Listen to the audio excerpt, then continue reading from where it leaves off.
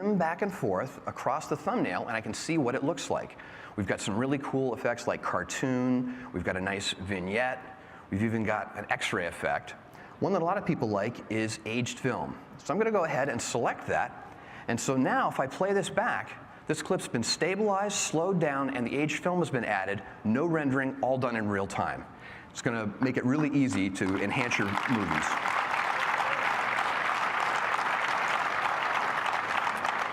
So we've added a number of other elements for enhancing your movies. Over here on my Maps and Backgrounds panel, you can see we have 4 different styles of map, and we have flat and globe maps. I'm going to go ahead and grab a flat education map, drag it up into my project, and now all I have to do is set the starting and ending location. We actually did start in San Francisco, which is the default, but the trip was actually to Botswana. So I'm just going to type in a couple of letters. The list is filtered down. I select Botswana, and I can actually change what I want the name on the map to be. So I'll just type in Safari, and then when we go ahead and play this back, you get this really cool animated map from one location to another. I can even just take one of the other styles and drag it on top of this one. When I let go, it remembers the starting and ending location. Let's take a look at this one. We get this really cool animated map, and you can even stack these together if you went through multiple cities along the way. So some really cool maps that we have now.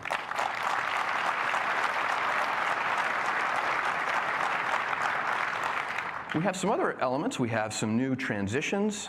We have a whole bunch of new animated titles that are really cool. The thing I'm going to show you now is our themes.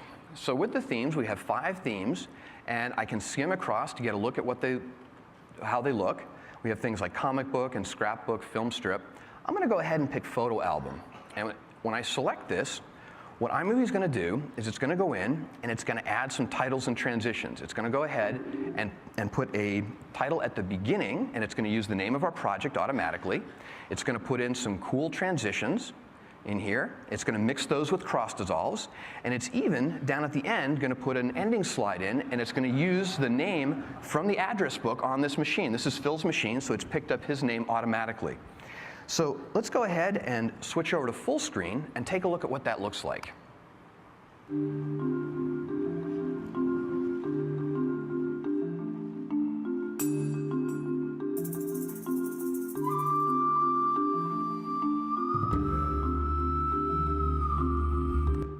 So you can see how nice and professional those look.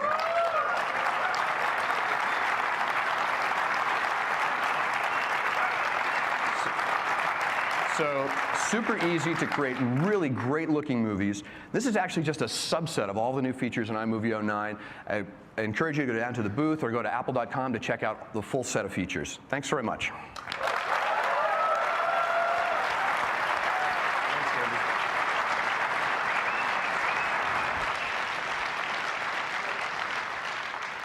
Isn't that incredible?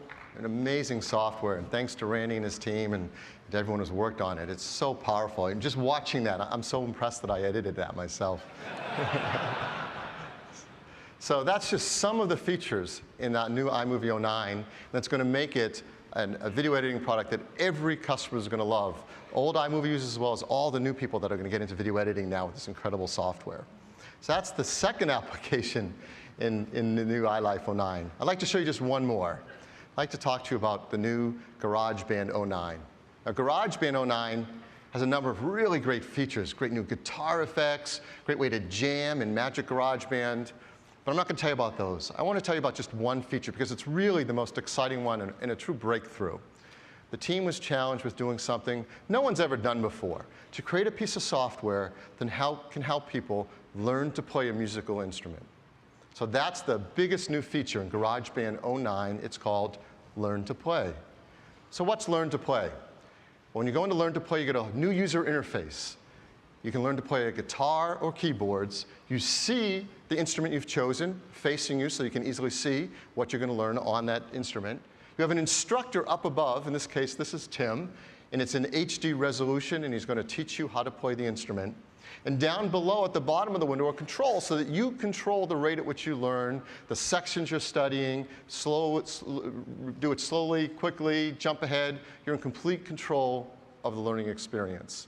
Can we just play a snippet of one of these lessons to give you a feel for what it's like to learn to play in GarageBand 09? This is the first in a series of lessons that will help you learn how to play the guitar. In this one, I'll give you a short introduction to the instrument and help you get started quickly with some music that's really easy to play. Many blues and jazz songs use a chord progression called the 12-bar blues. We're going to learn the progression in the key of A using the 3 chords A, D, and E.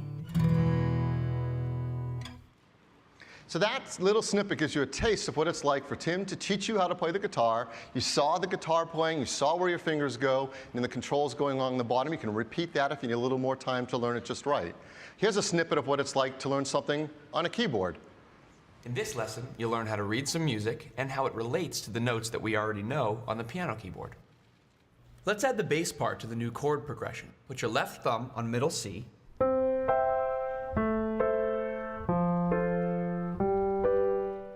So in addition to what you saw in the last lesson, this one now you see what it's like to have notation turned on to learn the notation along with how to play the keyboard. It's so simple and such a breakthrough way to learn music. But with the new GarageBand 09, we bundle for free 9 basic lessons for guitar, 9 basic lessons for piano, and you download the ones that you want to use when you need to use them. But the really cool part is once you've started to learn the instrument, when you actually want to learn to play a song. And to do that, we've enlisted the help of some amazing artists to teach you to play their songs. We call this feature Artist Lessons. So, hold your applause because this is really cool. So who are some of the artists that are going to teach you to play the guitar and keyboard? Well, first, some of the guitar players. Hi, I'm John Fogarty. And for you guys that are just starting out on guitar, I'm going to show you a simple way to play my song, Proud Mary. Hi, I'm Colby, and I'm here to teach you how to play a simple version of my song, Bubbly. Hi, I'm Patrick, and I'm going to show you how to play my band Fall Out Boy's song, I Don't Care. Hi, I'm Sting, and I'm here to teach you my song, Roxanne. So that's a few of the guitar players, and there's more, right? Yeah. What about the keyboard? Hi, I'm Sarah. I'm going to be teaching you today how to play a simplified version of my song, Angel. Hi, I'm Ryan, lead singer of One Republic, and right now I'm going to show you how to play the first single off our debut album, Dreaming Out Loud. This is Apologize. Hi, I'm Nora, and I'm here to teach you one of my songs. This is called Thinking About You. So incredible artists, and we're going to continue to add more and more along the way. And it's just so amazing that they are going to teach you their songs. So when you go in the new GarageBand 09, there's now a new section called Learn to Play. And that's the place where you keep all your lessons. So you can go back as many times as you want and decide what you want to work on, some basic lessons, some of the artist lessons that you've downloaded. There's a built-in store in the GarageBand. That's where you can download those bundled basic lessons, and you purchase the artist lessons. They're $4.99 a lesson, and they're incredibly rich. Inside these lessons, the artists talk to you about their song. They tell you some of the story behind it. You can see the lyrics. As you saw, you see notation. You can practice with their original recorded tracks that they made for you to learn with. You can also move it into GarageBand and create your own mix based on the lessons that you've purchased. And you can slow down at your own pace and do it over and over again and learn these songs really well till you nail it. You can get out there and play Fall Out Boy song or Fogarty song. It's so, so much fun. But to give you a little bit more sense of it, I want to show you some more clip of one of the lessons so you can start to feel how cool these really are. Well, it was early 1968, the best I can remember it. We had just finished, or were just finishing up recording the first album, which was called Creedence Clearwater Revival. I became aware or fascinated with the opening notes of Beethoven's Fifth. You know, bum bum bum bum bum bum bum bum. That's the right way, but I couldn't play that with chords on the guitar. So, kind of bouncing off Beethoven's inspiration, I knew it needed something else to turn into a guitar riff.